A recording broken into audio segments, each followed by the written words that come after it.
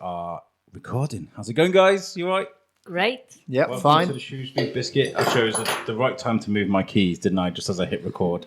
Right. We are with them. I'm so excited. I really am. Me and Julie are here today with Lorraine, Fletcher, and Stan Sedman, and I'm so excited about this. We're dying to get you on the show for a long time. I'm sorry I can't see you over all the microphone arms and stuff, but thank you so much for inviting us to your house, giving us coffee and cake and biscuits. My pleasure. Yeah, it's been great. Just pull this mic right into your mouth right there. There okay. we go. Yeah. Thank you for coming on the show. How are you been? You been okay? Good, thank you very much. Stan, you Yeah, okay? fine. Every day. Yep. Yeah. Julie, you good? Goes without saying. You're excited, aren't you? Holiday in 4 days. Yes. There's nothing worse than a person that's about to go on holiday, is there? Exactly. What about us? Never mind the holiday. I'll send you pictures, don't worry. She was just telling us it's like 32 degrees in Vegas right now. Because it is. Good for Vegas. Good for Vegas. Vegas, baby. So yes, we're here today with Lorraine and Stan. Stan is the local tour guide, extraordinaire, historian. You ask him anything about Shrewsbury, he's going to pretty much know the answer, right? He's like in Carter for Shrewsbury. Do you remember in Carter? Do you remember that? Yeah. No. It was like an old Windows encyclopedia thing. Oh, no. Back in the day, it was like an encyclopedia for you. The steam machine. No. No. Well, anyway, we're here today. So Lorraine is famous for putting together For the Love of Shrewsbury. And For the Love of Shrewsbury is it is pretty much the inspiration behind this show. And so I've got a lot to thank Lorraine for. And I was actually, before I was writing notes and getting ready for today, I went through our old messages and I found an exchange of messages between you and me when I was like, I have an idea. I remember that. Claim to 2 fame. years ago now. Was it? Was it, Alex? It was in 2018 and it was August. So yeah. Mm-hmm. Yeah, so, and now I think 3 months later, I launched the first episode. So I was literally, as soon as I got the idea, this is what I'm like, right? And Julie, Shane, Tom, my people that work with me will vouch for this. As soon as I get an idea, bam, I'm like a steam horse. I'm like, bam, bam, bam, bam, bam. I'm straight up on designing things, writing notes. And it was actually For the Love of Shrewsbury, how passionate people are about this town that made me think, we need something really intricately local where we can speak to business owners and we can speak to local celebrities and heroes like yourselves, So I come up with this idea, lovely. and straight away you were like, you were repping your boy Stan. You were like, yeah, man, you be careful because you don't want to, take people away from Stan's tours. I think you thought I was going to walk around and be like, and here is the famous castle in Shrewsbury. No, the idea was to actually promote Shrewsbury and things like Stan's tours and For the Love of Shrewsbury, and so thank you very much. Thank you. Yeah, the whole. Can I butt in that the whole of the Love of Shrewsbury is a fantastic site, and it's encouraged so many people to do so many things. Yeah, and it's down to Lorraine who kicked it start and manages it. Yeah. Manages it with a firm but sensible hand, and it brings people in. And I know of people who don't leave their home but follow everything that's going on the Love of Shrewsbury. So it means an awful lot to a lot of people. There's a lot of people sort of worldwide that are in the group. There is. That don't live in Shrewsbury but are I in feel the like group. we missed the trick there because at the beginning of the show we should be like the world famous Lorraine Fletcher, because there is your reach. That's right. But I think it's one of those Facebook groups as well that because of the way that you manage and monitor it, it's all positive stuff. Yeah. It's not one of those Facebook groups that allows for negative, and if anyone does, you're on it straight away. Boom, There's gone. no need, is there? No, absolutely not. No. But it gives people the opportunity to express in their photographs in different ways, and to see you can feel the thrill of someone who posts their first photograph and they get 200 likes. They get so excited. And you can see the excitement coming across. Yeah. And then you've got people like Jennifer Alexander writing historical articles, and she lives in Bristol. Yeah. I mean, and yet people are waiting for her next article. And that's the sort of thing that's been generated by the atmosphere. Yeah. Brilliant.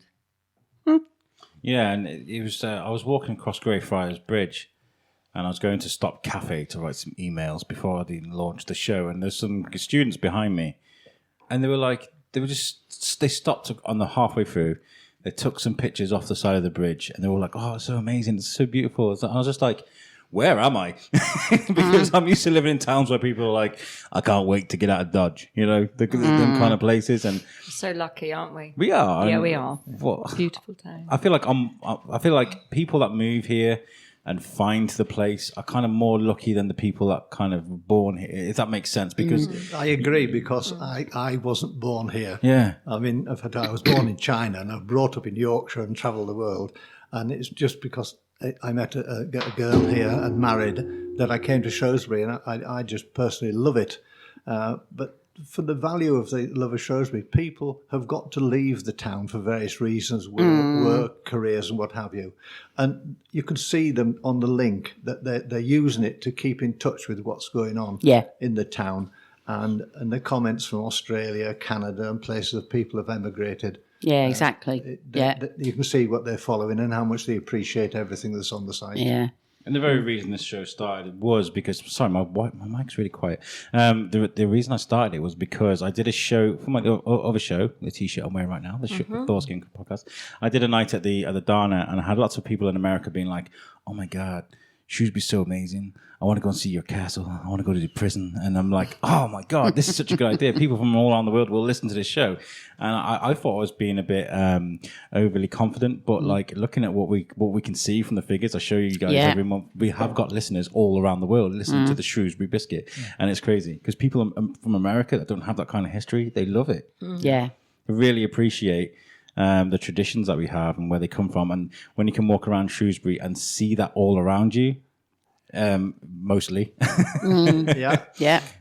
it's truly inspirational. So and speaking of like where I've actually got the conversation between you and me, Lorraine. I'm gonna read it out because no, don't. Yes, I'm gonna do it. Alex, no. Why? I don't know. I can't remember what I said. You haven't said anything bad. Don't worry. Basically, I've got this conversation between us, and it is literally it's the most amazing thing. Lorraine's having a heart attack here. What is that? Why don't you? What makes you panic when you hear about things like that? Because you are responsible for one of the biggest things in the town. Yeah. And you should be proud of that. No, it's not the biggest thing in the town. It's one of the biggest. What you've created is something special. Yeah. And that can be seen. When I first started being involved, you had 2,000 members. We're now way up, was it 15,000? Nearly 16 now. Nearly 16. And people are coming because of the quality of the love of Shrewsbury.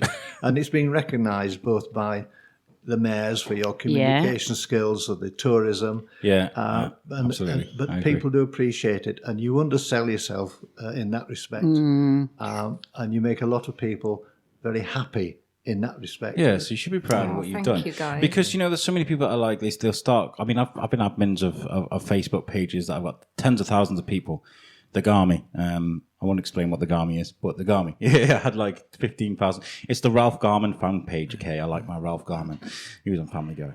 Okay, and it's really hard. It's really hard when you've got lots of people with lots of voices, lots of opinions, and about certain things, and especially like when you got like heated projects like Pride Hill, for example. David Trumper will share an old picture of Pride Hill, and straight away you get, well, it doesn't look like that now. Oh, well, you got to be patient. Well, I've been waiting for so many years. This is taxpayers' money, Yeah. And that's really hard to monitor and to keep the way you keep it. So well done. I started the group on the 27th of March 2015. I looked that up. Oh, yeah, that's what I was going to say. Yeah. So, Lorraine, when did the page start? Well, I started on the 27th of March 2015, just for photographers, really, just to share photographs of the town, because I like photography, and not thinking I'd get any more than 100 people. After a few years, we've got nearly 16,000, so that's quite a few photographs. What was that feeling like when you started this group and people started interacting straight away? Was that That was amazing. Yeah, sharing photographs and just boosting everybody up so they take more, and lovely. Yeah, Really I like that you've got the cover picture competition where you that's choose really your best cool. picture and you put it as the cover It gives picture. people an incentive to do more, doesn't it? And everybody gets a chance of having the cover photo of the week, and it just boosts the confidence to take more photographs, doesn't it? So everybody gets a turn at that. So that was your initial start point. It was about having a site for photography for pictures in the town. Yeah. That's all it started off with initially, because I like taking photographs, and I thought, well, I'd like to see other people's photographs, not just my own. I want to see what other people can produce to, to ignite each other. Yeah. And it just rolled really. It went very fast. So. And so then how did For the Love of Shropshire come about? Because obviously that's your other page. Well, somebody said to me, why don't you start a Shropshire one? You're doing really well with this one. Why don't you start the Shropshire one? So I started that the 31st of August, 2016. Oh, okay. So And that's got 3,469 members. But that's enough. There's Bit around more 19. rural. There's about 19,000 people altogether in those, with the two Which is groups good, yeah. combined, just to keep an eye on. Yeah. And there's a lot of huge contributors to the show. Not just people that Amazing. not just people that babble about their podcast, but there's people that take every week. You see the same people with the most amazing pictures, Brilliant. great input, Incredible. and I'm trying to think of names of people. Lee Roberts. Yeah, Lee Roberts. Lee Roberts, fantastic. John Southerton. Ross Parsons. Yeah. John Southerton. Who Who else? Oh, gosh, There'll be loads of people. There's so many, and when they get the picture of the week, it's like winning the gold medal. Yeah. And people are congratulating them. Especially as there's no prize. No, and so the person's obviously so delighted and so thrilled to be on that position. And I think it's wonderful to see the reaction. Yeah. But there's such a variety of types of photographs of buildings, there's unusual angles. You get the skies, which we're having at the moment. Yeah. We've got the people that go up to Holman Hill and take nature photographs. Beautiful insects, animals, flowers, stuff like that. The change in season. Yeah. The dingle is every day. I know, a picture on the dingle. Or the river. Or the river. And like now, we've got the floods recently, and people are aware of what's happening around the town because of those photographs. Yep. And there's some incredible photography. Really, There is, isn't there? And it's that kind of what you were just saying there, though, people that aren't living in Shrewsbury at the moment and will not going outside the house that can keep in touch with what's going on here. That's where exactly where the idea for the Shrewsbury Biscuit came from. There's expats that live around the world that might not live in Shrewsbury, and we're like, I wonder what's going on at the flower show. Yeah. It's true, because in their mind, it's in their program. They know that in that weekend in August, there's going to be the flower show. They know there's going to be something happening. There's going to be the carols in the square, that sort of thing. Yeah. And they can pick it up. Yeah. There'll always be stuff going on. Yeah. Because obviously you said you started it off as a photography site initially, and then it's obviously expanded and grown. At what point did you engage with Stan? This is what I was just going to bring up, because Where does Stan come into all this? a massive part of the group is Stan. Yep. And his tours. He's enhanced the group so much. So when was that, Stan? About 4 years ago? It was in January. No, it wasn't. It was in December 2016. I'd just finished all my treatment. I was feeling a bit low, fed up. I need to get up and do things. I hadn't done many tours for the year. And my daughter, Vicky, said, why don't you go and see Lorraine and ask if you could do some tours for her group? What group? Anyway, I went. I wasn't IT or all this. Anyway, I knocked on her door and asked permission if I could do some tours through her group. Obviously, she said yes. And we started off with some town tours. Yeah. And it went viral. It was unbelievable. People wanted to know about the town and the history of the town, and to find out about it. And from then on, people went out and did their own thing. And the photographs started coming in from usual angles. Where's this? Where am I? That sort of thing. And we started off with just basic history tours, and then it snowballed from there. And in the first year, we decided we wouldn't charge anything. We'd just ask for donations for the Lincoln Davis. And in that year, we raised nearly £3,000. Oh, it's amazing, that is. For the Lincoln Davis, just from people coming on tours. And then after that, we realised they were desperate for more. So we talked about it, and we just started to do outside the town centre. We did the suburb tours, and people from, say, Coleham wanted to know more about Frankwell and things like that. And people from Frankwell wanted to know about themselves more. And that went viral as well. And you don't just create these things. I mean, there's books and people have done the research, and you can pick up stuff and then you build on it. But people like Barry Trinder, whose book Beyond the Bridges, Peter Francis on his book on the cemetery, you use that as your base, and David Trumper's books, you can pick up lots of things off that. So people have done an awful lot of research, and you can build up with your experience as well, and then you go further into it. And people are desperate for more knowledge. Yeah. It is unbelievable. We've had people who have been on every single type of tour we've done. Yep. And it's unbelievable. But the thing that is really, really good is that these people we've mentioned about people abroad who come to visit Shrewsbury, to visit relatives and that sort of thing, we've had them just last month. We've had them South Africa, Sydney, Australia, St. Louis in America, and Alberta in Canada. Wow. And we've had them from there. And we've had people from all over the world. And we have special days where we entertain them with a tour and bring in other people from the group, so they meet other people from the town and making friends and that sort of thing.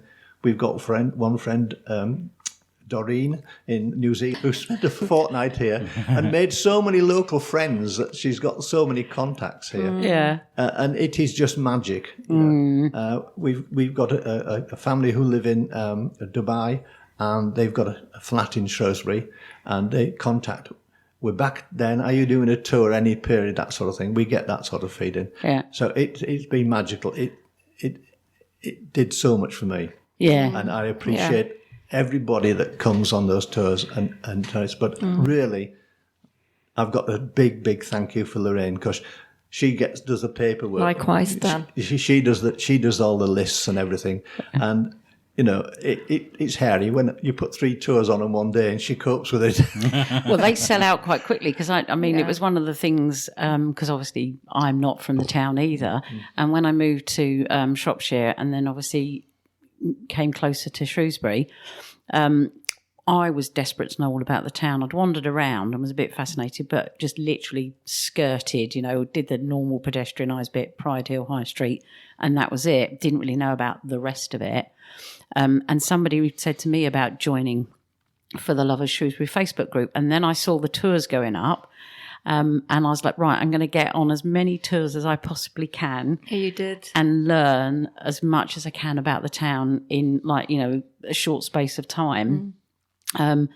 And yeah, there was times when it was like, oh no, that one's full and there's no more spare. And I just say to Lorraine, if there's like, can I be on a wait list? Or and so that's when I met Stan, and then started to like get all of the information about the town, which is fascinating. And I know I haven't been on a tour for quite a while because I got really busy with work, etc. But I do see when they come on, there is a list, and next thing you know, it's 5 minutes later, full. Yeah. Full. Yeah. Full. Yeah, I was lucky enough to get on one of your rooftop tours of the market hall. Oh, yeah. And that was so good. I really enjoyed it. It was just, you've got such a passion about it, and you're fearless as well. You're like leaning over the rail, right over there, right? The rooftop tours on the market hall are magic, and that all started in 2015 when they were celebrating their anniversary, and they thought of an idea of publicity, and they asked for a guide to do it, and I said, yeah, I would do it. I did it for them. It took off. And there is always a waiting list. We've just done one at about the end of August. And there's about 100 people waiting for another tour. Because your numbers are a bit restricted, aren't they? Because of health and safety when you get out there. Yeah. But it allows people to see the town from a different angle. Yeah. And also to say, I've been on there. Yeah. And you know, it's very special for some people. Yeah. So that I love that one. Yeah. Definitely. I really enjoyed the Shuts tour. Oh, that's magic. Because I like I that just one. didn't realise how many of these like alleyways, Shuts, are in the town. I mean, how many are there? There's 27 Yeah. that I go to. Yeah. And that's an amazing, like just knowing all these little shortcuts. I've only managed to get on the one tour, and I really want to get on more. So I should pull my finger out really and come on some of your tours because, in fact, Lorraine, you can kick my butt and be like, Alex, will. we've got a tour in such and such. Make sure you're there. And Yeah. I'll be there. I Okay. really will. And you've got such a passion, and you're very fearless as well. There's people surrounding you, throwing questions at you, and you're just like ba ba bam, ba ba bam, ba ba bam. You got for every question, you seem to have a really passionate answer. And, It's quite humbling. yeah. It's actually quite humbling to do those tours and to see people who look just loving what you're doing. But his sense of humour as well. Stan has the most amazing yeah, sense of humour. Warped. And that's very how he dry. connects with people through his sense of humour. Yeah. his For extreme example, knowledge. I'm going to do a cemetery tour again this month. That's dead boring.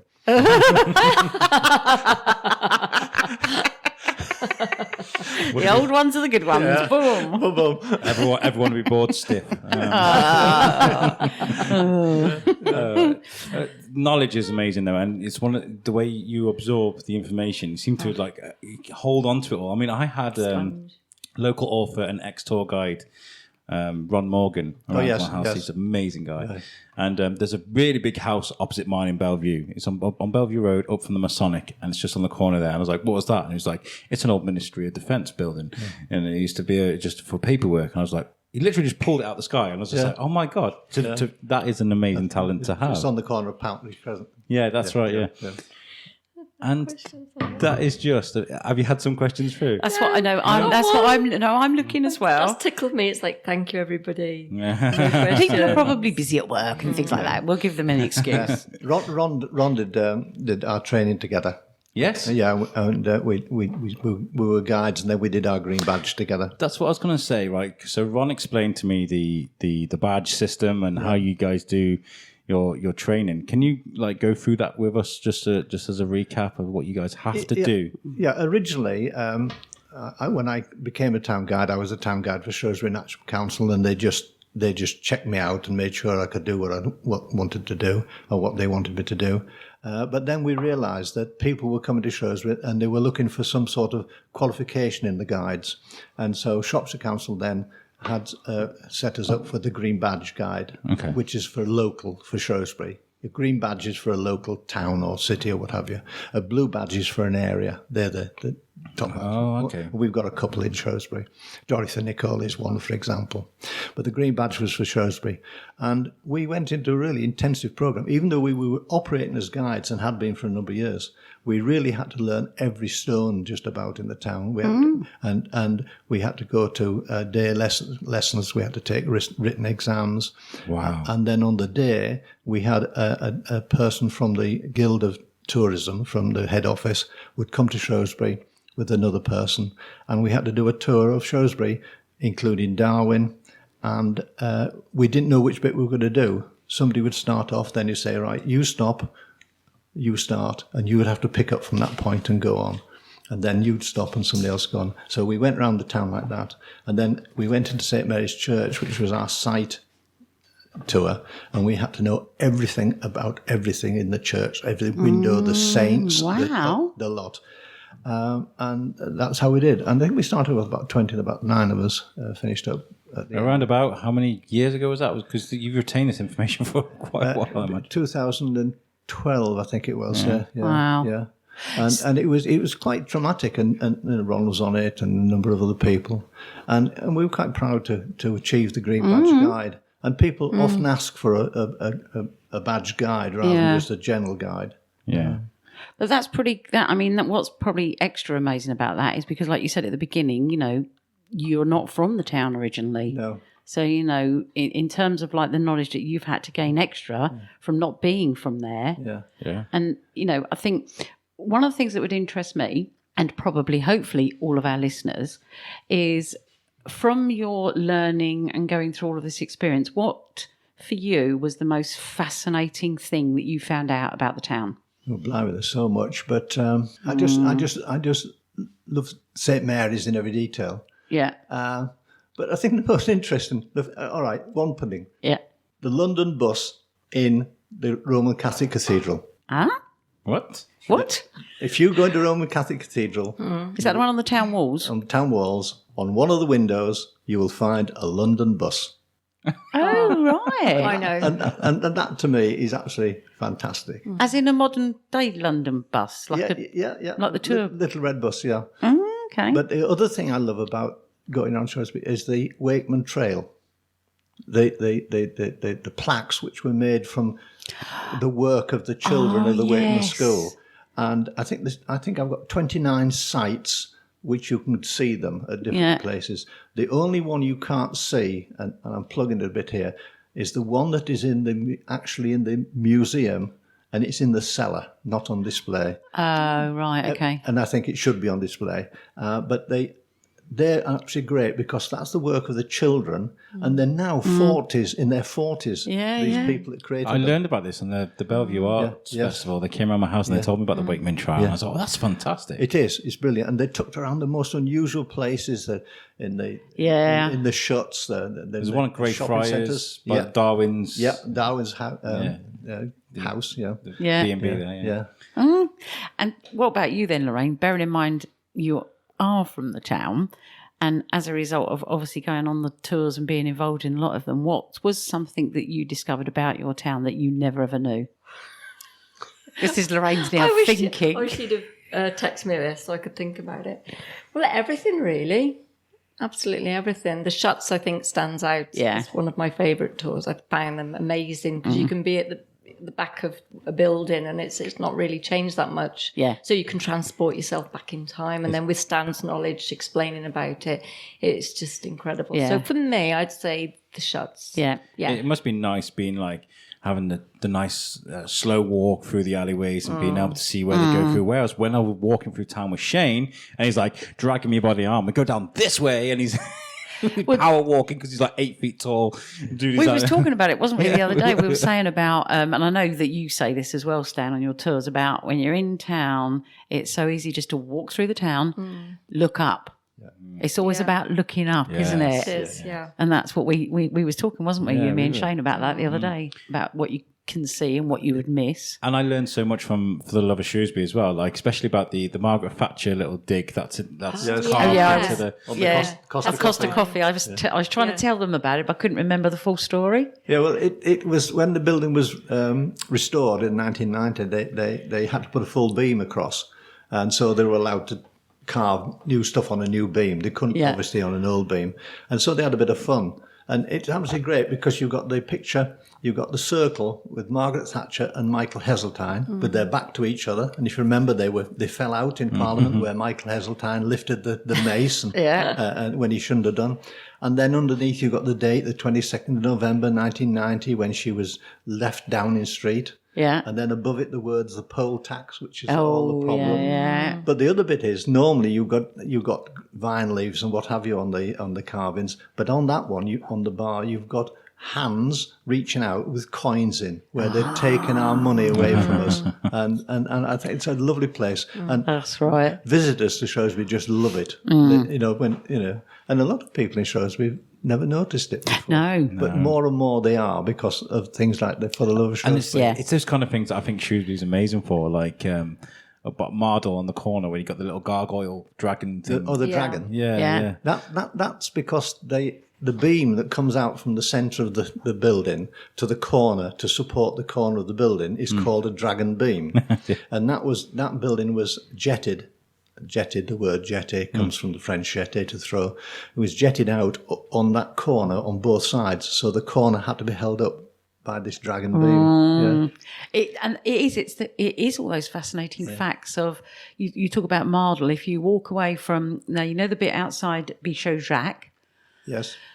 These sort of like the three poles with the shapes. The Darwin Gate. That's it. Yeah. And then if you walk down Mardle, and I didn't until you got us to do it that day, you walk down and then you look back, it's a Norman helmet. Yeah, I've done that, yeah. And I never, you would never know that. Yeah. Unless you was at the right angle looking, and it's like, wow, it's so clever the way that you've got all the different things in town that are different angles, give you a completely different perspective. I went on a tour for the Darwin Festival with, is it John King? John King. Yeah.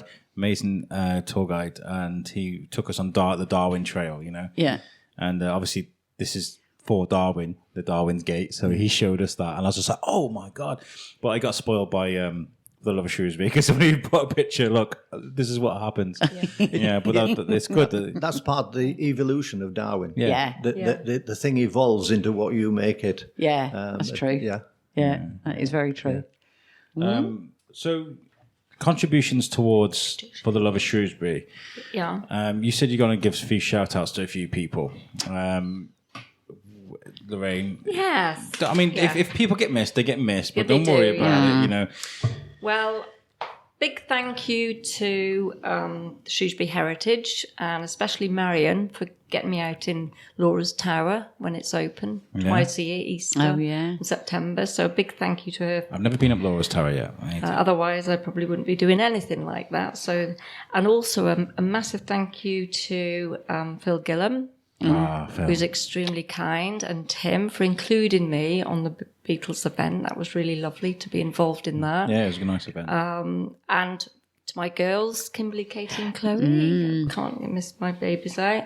And to Stan as well. Thank you for everything that you do for the group and bringing it to life. And you know what? You know, thank you for bringing this, because bringing it to if it wasn't town. for the Love of Shrewsbury, I won't be doing this right now. There won't be people from all around the world communicating about what's going on in this town, you know. So it's an amazing thing. So well done, and keep it going. And everybody, if you listen to this from the Love of Shrewsbury, give Lorraine a hand and behave yourselves, you know. Thank you. Well, I've got a few. Thank you, guys. No, it's good. I've got a few shout outs to say before we get out of here. I want to give a shout out to Pete White from Web Orchard, who's at the moment, as we speak, building our website. I've seen a few pictures of it. It looks amazing. We're going to have a really nice website, so thank you. I need to do an audio. This episode is brought to you by Web Orchard. I need to do one of them. Also, John Wagner, he had him on the show last week, and it's now Rocktober. Oh, that's right, 2nd of October. Yeah. So make sure you go to Kickstarter and then search there for Rock of the Gods, and you can donate. And you know, there's some amazing perks, like for what you know, a couple of quid. John says, you know, thank you for that. But if you donate tenner, you'll get a copy of the comic book you're donating towards, and a thank you on their website. And that the donations go up to something like, I think there's a £5,000 donation, but you get put into the comic book as a character. Your company. Oh, so your company, because it's all based around football. This comic book is amazing, right? And so I'm trying to remember the football team now, but the football team there, you'll get your sponsorship on the front, front of the shirts. So it's quite a good sponsorship thing. But buy John a couple of pints, help make this comic book, because it's his last thing. He put so much money into Rock of the Reds, and this year was like, I need a bit of help. This time I want a bit of help making this one. So go to Kickstarter, search for Rock the God, and if you can donate a couple of quid, that'd be awesome. Also, we've got a thing to clear up as well. So at the end of the Beatles opener in the theatre, I saw a guy who I thought was Dave Trumper. This was so funny. Dave Trumper, I've got to say, right? I read this on Facebook. Yeah, he's my he's my ex-school teacher. I really want to get him on the show, and I've heard he's a really busy guy. But Dave, if you listen to this, come on the biscuit, bro. He's my old teacher, and I just wanted to thank him because he was quite inspirational for me. And we saw this guy in Theatre 7 that my wife pointed to him and was like, "That's your old teacher." And I looked at him, I was like, "Oh yeah, it could be. It's been a few years." So she was like, "Go and say hello." So he sat at this table right around the corner waiting for the show to go into shows with his family. And so I went over and I just stood there and I was like, I suffer from anxiety sometimes, right?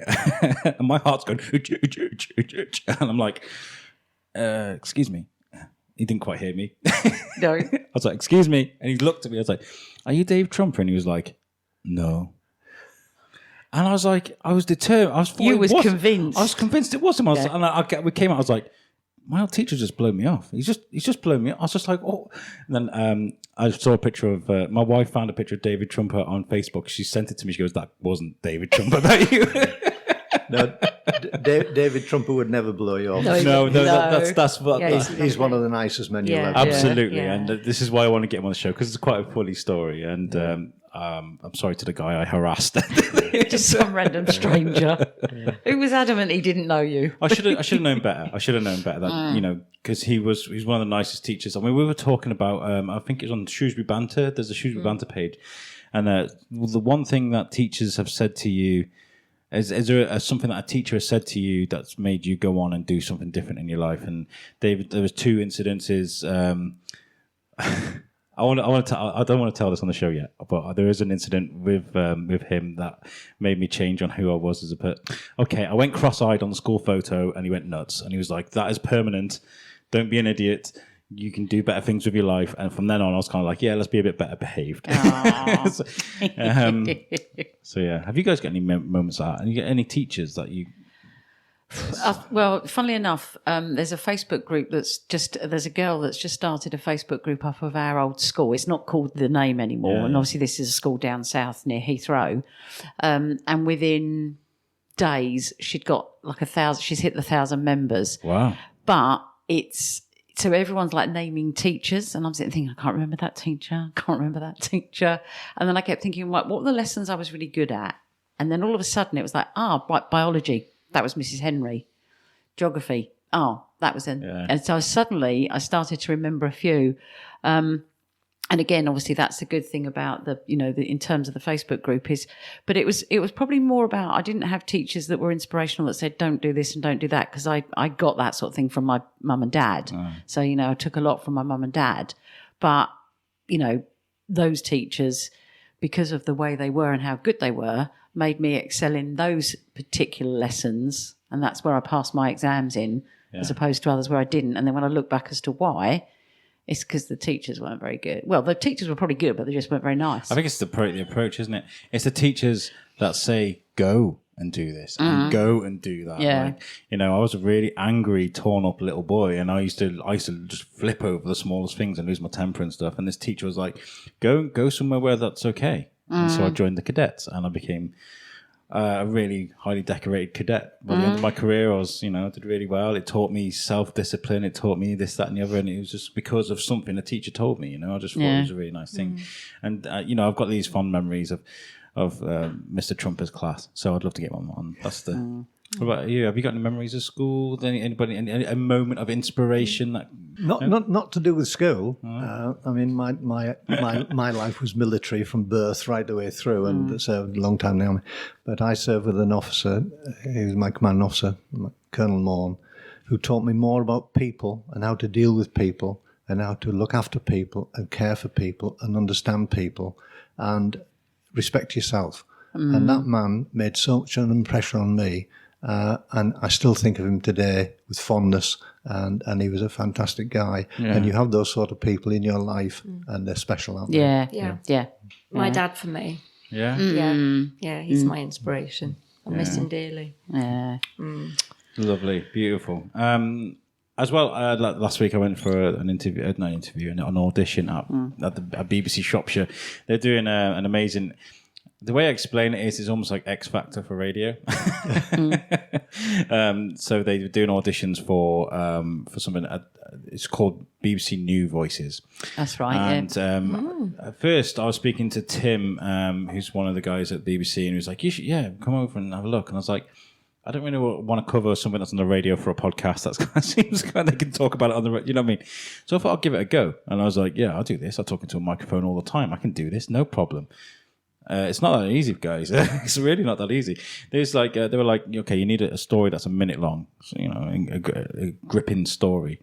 So I was chatting to Shane about it, and he was like, take the handshake story where I stole a handshake from the mayor. Okay, that's I always tell that story about how I reached in to shake Charlie Adlard's hand, and he was trying to shake the mayor's hand. It was quite a funny story where I just made it look like a complete fool. So I thought I'd take this story, and it was 1:20. It was meant to be a minute, but if I raced through it, I'd get it through done in a minute, right? So I went there. There was lots of people there. It was really nice. I was chatting to people because that's what I do. I sat down in the studio, they gave me a microphone. I started reading this story, and I don't do those kind of shows where you read off a script very well. I do things ad lib. That's what I do. And so I started reading for the story, got muddled up, lost where I was reading. And it went over the minute. I hadn't finished the story and I didn't get through. It just goes to show that I'm not ready for radio, not at all. But I just want to wish everybody luck that went to that, because it's such a fantastic thing, you know. Local people, can become the new Jonathan Ross, or you know, local time for local people. Exactly. The new Chris Moyles. I think we need to give the Mark Fielden from Cords Crush Cancer a good shout out as well, because he's getting lots of donations in for Cords Crush Cancer. There's the prison have given him something. There's a cave place somewhere that's given like a free cave entry into, like, there's loads of things going on. He's getting loads of really good donations, and he was asking yesterday for donations, and I said, well, we could do like it's for a raffle, you know, so you people buy tickets for the raffle. I mean, he raised like $5,000 last year doing that. Ooh. I thought it'd be good if we do like a podcast experience. Maybe somebody wants to become a star for a day. So I was like, maybe we can donate an hour of our time, and somebody, whoever wins it, can become a celebrity for a day. And we can literally just be like, you know what I mean? Like make it like a huge thing, and make someone a celebrity for a day. We've got. Can I ask a question? Of course you can. No, can I ask a question? I'm going to ask a question because obviously it's October now, so it's nearly Halloween coming up at the end of the month. Are there ghost tours on the? Ooh, that's good. Good question. Yes. I'm going to miss them. Oh, there will be 3. Wow. There'll be one on Halloween, which is the 31st. Yeah. And then either the Monday, definitely the Monday, and then possibly the Tuesday and the Wednesday. I haven't decided which one to do. Is that after the Halloween or the ones just prior to it? Prior to it, the week prior to it. There'll be the Monday before. Yep. There'll be either the Tuesday or Wednesday, and then there'll be definitely Halloween. Has it got to a point now with these things where you don't really need to sell these things? As soon as they're up on For the Love of Shrewsbury, they're pretty much gone. They're gone in and out.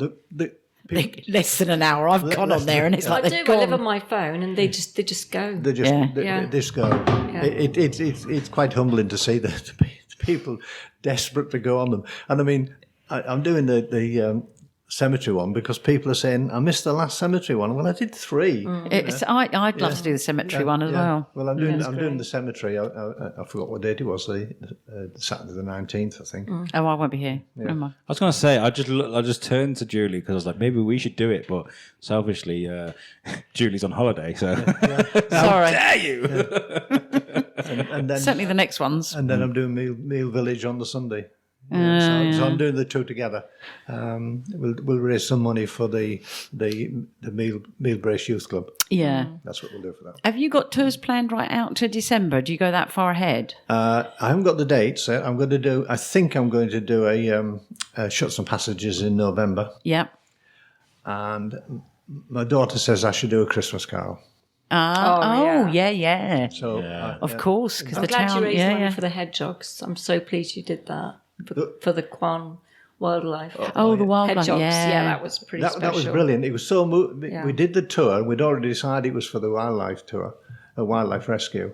And then the day before, they advertised that they were desperately short of money for the hedgehog food. Yeah. So straight from the tour, I drove to Much Wenlock and handed over the money. I know, I saw that on Facebook. Yeah, I'm so pleased you did that. That's brilliant. And that was special because we did it and we met a immediate need. Yeah. Brilliant. Yeah.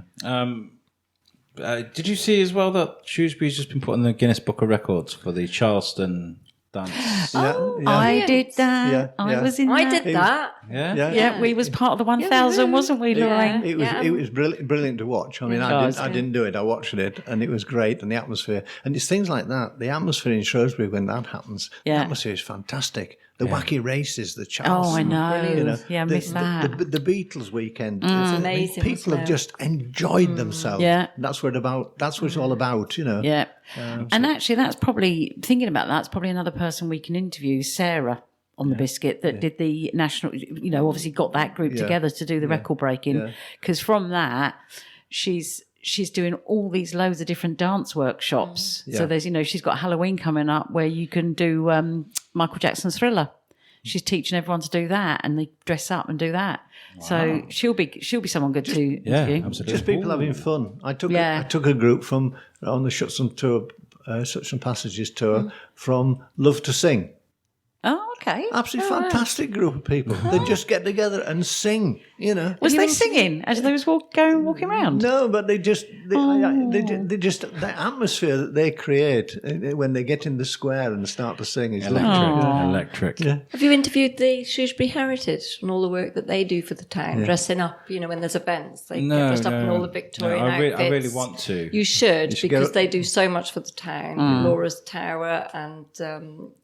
maybe we can exchange details at the end of this, because I really want to get around that. I mean, we want to do things with people like that, and we want to get through all the sort of the market stallholders, don't we? That market is brilliant. But just touching on heritage, that's incredible. When I was chairman of Shrewsbury in Bloom, I used to get them to stage different things around, like prostitutes in Grove Lane and things like that, and put features in the Darwin scene. I've got a super picture of Andrew Bannerman bending down to a little Charles Darwin outside the library, and that was for the European judges, and it just brought it home that this was the home of Darwin. And the Heritage Group can do it just like that. They can. They won a prize in the carnival as the best dressed. They are absolutely amazing. Right, we're on a list. We're on it. We're on it. Yeah. Can we talk about Grope Lane? Because I want to know, because somebody was like, make sure you ask Stan about Grope Lane. What's it all about? I don't know if this. The original name was Grope and a little word beginning with a C, Lane. Okay. So that gives the heritage. And it was the place, the nightlife and things like that in that sort of period. So that was the red light district. It was a red light. You came to the market, you sold your wares, and then you spent the money on the lady in Grope Lane. Oh. And it does go back to that, the name. That's fantastic. Yeah. It's a bit of culture for you there, kids. But then if you go on the Shuts and Passages tour, if you go down Rouse Hill and you go along there, and you're into the Victorian red light district of Shrewsbury. Oh, wow. Servicing the bargemen coming into the quays without barges. And you can actually see the walls of houses that have been knocked down and where they used to operate. It's amazing. It's learning about things, little things like that, amazing things like that I love your site for. For the You've got to do that one, Alex. That Shots tour. I'm going to do them all. I'm going to get around to do them all. They're brilliant. Yeah. Do you do a river one? Yes, I do. I normally do that in the summer or in the spring. Yeah. And I do it. I walk from the Frankwell Bridge right away around to the Castle Footbridge. Okay, yeah. And do the whole gambit, Yeah. That's quite a nice one. You just leisurely walk along, and of course, it's easy. People in wheelchairs, it's flat, Yeah, of course. People bring their dogs and so. Yeah. I do all those. I like the things like the prison things. I'm a bit of an empath. Like when I go to the prison, I like to put myself in the situation as the person that's there. Like somebody shared something for the Love of Shrewsbury the other day. Prison. Yeah. About the old prison, the Gaol by the castle. Yeah. Oh, the one behind Doe and Oil. Yes, that's it. Yes. Yeah. Oh, from the I library. learned that on Stan's tour. Yeah. Oh. And I was just like, I never knew that, and it's because of for the Love of Shrewsbury I learned that. Yeah. And that's amazing. I didn't know that was a prison, kind of a bad prison at that. That's the prison yard, and the entrance on the other side, with the old police house and That's it. So it's where you go down the steps, isn't it? To come out the back end of the bus station. Castle Court. Yeah. That's on the Shuts and Passages and that sort of thing. Yeah. But you do the prison. I actually went into Shrewsbury Prison when there was prisoners. I'd love actually that. prisoners in there. Oh. Not unpleasant. I was chairman of the monitoring board of Stoke Heath Prison, and we were invited to go to Shrewsbury Prison to have a look and see how they lived. Yeah. Pretty grotty. Pretty grotty. Not nice. Yeah. I imagine. Yeah. All right, have we got anything else to show? I've got to say, we're going to be doing a show in a couple of weeks with Pixie Bell. We're going to talk about mental health. Yeah. I think that's going to be good. You're going to be away for that one. We have Jim Hawkins next week from the BBC. He's coming around my house, which is daunting. Ooh. I've got to make my house BBC proof. It's kind of like, and then we also, what else have we got? We've got loads coming up. There is loads. Yeah. There is really is loads. But my mind has just gone. Well, Lorraine, thank you very much for coming. Thank you. And Stan, keep doing what you're doing and be proud of what you've done, okay? You don't feel, because what you've done is you've brought people together. And that is like one of the biggest things for me. And I've been dying to do this interview for so long because I admire you so much. So, be proud of what you've done. And Stan, I hope that we create some sort of, what you're doing now is fantastic. It's fascinating. It's inspiring. And I hope that we can keep it going as some sort of legacy, keep kids, train some new guides up and call it the Sedman Tour. Yeah. There we go. And keep a legacy going because I think... Sedman Society. Yeah, because definitely. what you bring to the town is something that everybody talks about and knows and loves. So thank you for doing that Thank you for those kind words. Yeah, brilliant. Thank you for hosting, Lorraine. Here. Yeah. You're very welcome. And the carrot cake. I will have a piece of carrot cake after this. I'm looking at that cake like, but friends for life. Yay. Is there anything you guys want to add before we leave? You want to plug anything? No. Just thank you, Shrewsbury, for what you are. Yeah. Oh, that's so lovely. And you know what? I was going to say, actually, we haven't done it, have we? What does Shrewsbury mean to you? I'll start with Lorraine. What does Shrewsbury mean to you? I'll fill the silence while she's thinking. What does it mean to me? Well, it's the most beautiful place in the world, isn't it? It's totally beautiful and it's inspiring. It's everything. Well, that's can't really put it into words. But, it's hard to put it into words. That silence speaks more than words, in all because you choosing the right words. So much information Too coming much in to think of. Stan, what does Shrewsbury mean to you? 13th of August 1959. I sat in the music hall, I looked across the floor at the dance, and I walked across to a lady and said, "May I have this dance, please?" She's now my wife. Oh, that's what Shrewsbury did for me. Oh, that's brilliant. Oh, that's brought a little tear to my eye. Oh, how lovely. Beautiful. I'm so glad there was a microphone in front of your face right then. That was amazing. Oh, that's lovely. That's really lovely. That is lovely. Oh, that's the best answer to that question. I usually just throw in people's face. Yeah. Oh, guys, thank you so much for joining us. And listeners, make sure you give this episode a like and a share. Tell people about us. Drop us a line. Lots of people getting in touch at the moment on Facebook. Lots of people wanting to come on the show.